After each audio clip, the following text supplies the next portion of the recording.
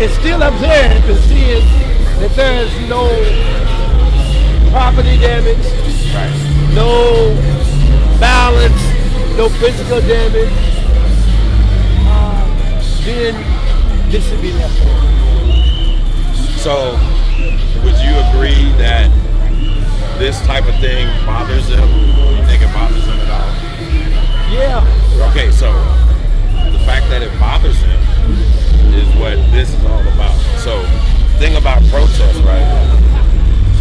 People have the right to protest in whatever way that they want to protest. Now, when it comes to destruction of property, that has nothing to do with the movement. When it comes to harming people, that has nothing to do with the movement. Now, obviously, you have a mob mentality whenever you have a group of people, and that can go either way. But as long as this is bothering them in the realm of protest, then this is just a tool. So we're in 2020 now. Obviously, they didn't have this back in the day, but they had other. We had sit-in. We just sit down. There you go. There you go. We just sit on sidewalk. So in the terms of that's what mama and daddy did. Right. In the terms of a sit-in, without legally being these terrorists that they claim us to be, we have the right to do this. Now, when they get tired of it, then they send their little guys out or whatever. But this is how the protest is in 2020. And not to take anything from the foundation that was built by gentlemen like yourself, you know what I mean? With our youth, they want to talk just as much as we do. So the platform has to be there. Everybody has a seat at the table.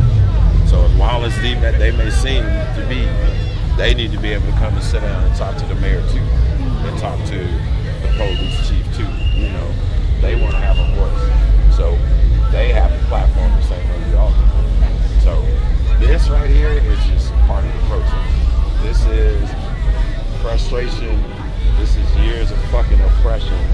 This is another dead black man in the fucking street. This is another black female murdered in her sleep in her bed with somebody's gun. This is, I mean, there's. So what would be your summation?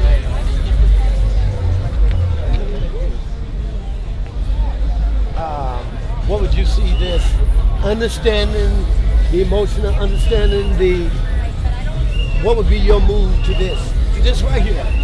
Would you tell them? For the powers that be, all the way up to the top. If somebody's looking at that, if somebody's looking at that and say, hey, I'm the bishop, it's on this guy. Yeah. Should it be like it is now? Let them use whatever they need to use to express, as long as it's not breaking the law. In violation of the law. Yeah, that's fine. So the Constitution guarantees freedom of speech. The Constitution guarantees the right to assemble. Our Constitution gives us the right to decide who's in office.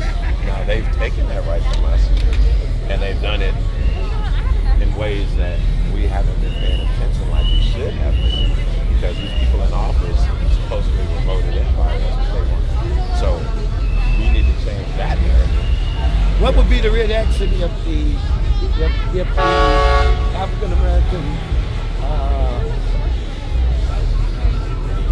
that are in these buildings, yes, if they, what do you think would be the reaction if they were down here among every night? I mean, you got the councilmen, you got some other guys, they're not in uniform, but they know that's my cousin.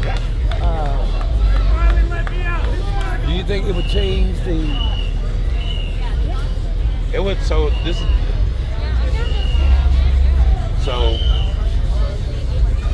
me make sure I can say this in the right way. So fear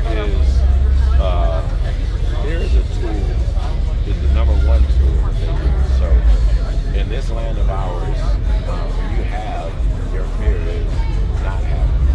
So our people who are in powers of position really know what the truth is and know what it's like to be treated a certain way based upon the color of your skin.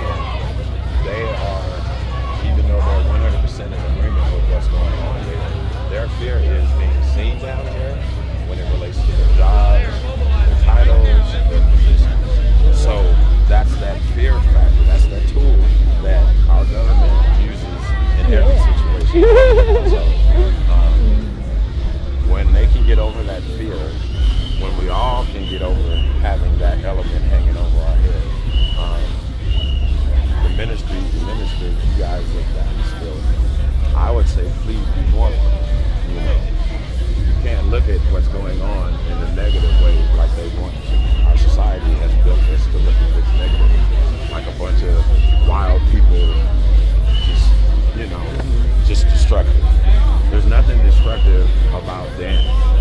nothing destructive about music. Gathering. You understand what I mean? When they're doing it, it's different. We're doing it now. This would be considered a public nuisance, which it is not. There's nobody being harmed here. There's nobody being hurt. You understand what I mean? This is a safe environment right here. But they would not look at it that way. You understand? But in dialogue with gentlemen like you guys, you know, you have that guy up there dancing, he has the power. There are people that gravitate towards him. So all he has to do is modify it just a little bit, you know what I mean? And use his voice, because they will follow him and listen to what he has to say. Okay. You understand what I mean? But him doing that, that does not make him any type of savage or anything. Okay. He's dancing. You understand what I mean? Yeah, he can dance. That's a freedom. That's expression. You know, that's just expression. You know, that's him having an opportunity. All that stress and all that energy he's using, he will go home tonight and sleep peacefully. You understand what I mean? Well, he's the same as me up there preaching the sermon. He's testifying. That's his testimony. You understand what I'm saying? He's testifying. I mean, there's no other way to look at that. I mean, you can look at it through the glasses that they give us and see something totally different than what that actually is. You understand what I mean? See that spirit? His spirit, see how that whole body, see how They look at him, yeah. You understand what I'm saying?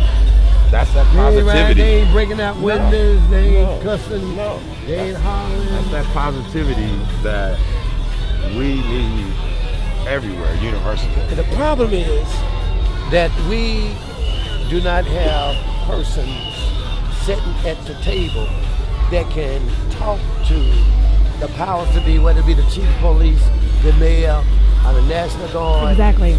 To be saying, hold it, watch this, look at this.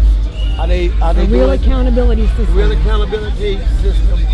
And anybody up there saying to the chief, leave that alone. Mm-hmm. They got that. They are handling this. They are patrolling themselves. They discipline themselves. Notice that there's no cars being blocked. Notice that there is no property. And so don't leave that alone. Mm-hmm. And we're not in the park. And we're not in the park. Yeah, see, that's a cop. See how they do this? Okay. Yeah, he's law enforcement. Now, what made you see that? Just experience. That's what we would say in Portland. Like you knew I was a preacher. You knew I was a so- preacher before you. Yes, sir. You said it's a preacher. Yes, sir. Yes, sir. You knew it. Yes, You knew it. Yes, sir. Not a lawyer, not a doctor. No. He's a brother that speaks to the people. That's right. So, Okay, what they said? What they? you know, they could have moved I was like, I've been vehicles. thinking it would be, no, it really was. I mean, the thing about we need people to step up as in leadership. So we have the blueprint that they've given us when it comes to black leaders. They've killed all of them. Do you understand what I'm saying? So here we go back to that fear thing again. But there has